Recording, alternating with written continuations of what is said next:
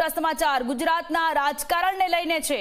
મુખ્યમંત્રી ભૂપેન્દ્ર પટેલ અને deputy CM Harsh Sanghavi દિલ્હીની મુલાકાતે। પ્રદેશ ભાજપ અધ્યક્ષ જગદીશ વિશ્વકર્મા પણ દિલ્હીમાં। પીએમ મોદી અને અમિત શાહ સાથે મહત્વની બેઠક કરવાના છે। સંગઠન અને સરકારના સમન્વયના મુદ્દે ચર્ચા થવાની છે। સંગઠનાત્મક નિયુક્તિઓને લઈને પણ બેઠકમાં ચર્ચા થવાની છે।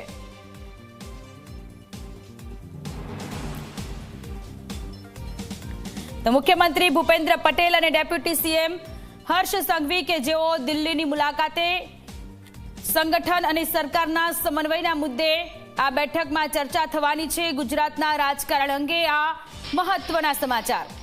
સંવાદદાતા હિતલ જોડાયેલા છે ફોન લાઈન પર। હિતલ, મુખ્યમંત્રી, ડેપ્યુટી સીએમ અને પ્રદેશ ભાજપના અધ્યક્ષ જગદીશ વિશ્વકર્મા કે જેઓ દિલ્હીમાં જવાના છે, પીએમ મોદી અને કેન્દ્રીય ગૃહમંત્રી અમિત શાહની સાથે મહત્વની બેઠક કરવાના છે।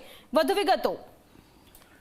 જી સોનલ, ગઈકાલે મોડી સાંજે મુખ્યમંત્રી ભૂપેન્દ્ર પટેલ, નાયબ મુખ્યમંત્રી હર્ષ સંઘવી, પ્રદેશ અધ્યક્ષ જગદીશ વિશ્વકર્મા અને સંગઠન મહામંત્રી રત્નાકર સહિત તમામ જે મહત્વના નેતાઓ છે એ દિલ્હી પહોંચી ગયા છે અને આજે તેઓ પ્રથમ કેન્દ્રીય ગૃહમંત્રી અને ગુજરાતના સર્વોચ્ચ નેતા કહી શકાય એવા અમિત શાહ સાથે પ્રથમ બેઠક કરશે અને બેઠક બાદ પ્રધાનમંત્રી નરેન્દ્ર મોદી સાથે પણ બેઠક કરે તેવી શક્યતાઓ જોવામાં આવી રહી છે। સ્વાભાવિક છે કે એકાએક આ પ્રકારની દિલ્હી મુલાકાત એને લઈને રાજકીય રીતે પણ ચર્ચા શરૂ થઈ છે।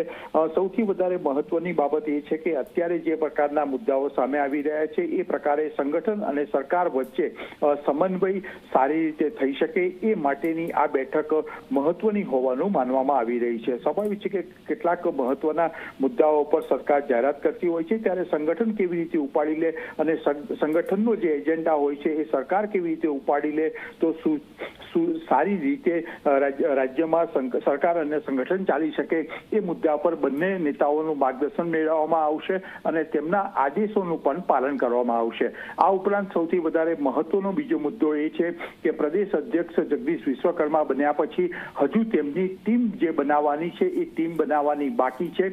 ત્યારે આ ટીમની રચના માટે પણ મહત્વની ચર્ચા આ બેઠકમાં થાય એવી શક્યતાઓ જોવામાં આવી રહી છે। સ્વાભાવિક છે કે જે પ્રકારે ગુજરાતમાં ભાજપની ટીમ આજે પ્રદેશ અધ્યક્ષ બન્યા પછી પણ હજુ બનાવી શકાય નથી ત્યારે તેને માટેના જે નડતર રૂપ છે તે પણ નડતરને દૂર કરવામાં આવે અને ચોક્કસ માર્ગદર્શન આ નવી ટીમ માટે પણ લેવામાં આવે તેવી શક્યતાઓ અત્યારે જોવામાં આવી રહી છે। જી સોનલ, આભાર તમામ વિગતો માટે।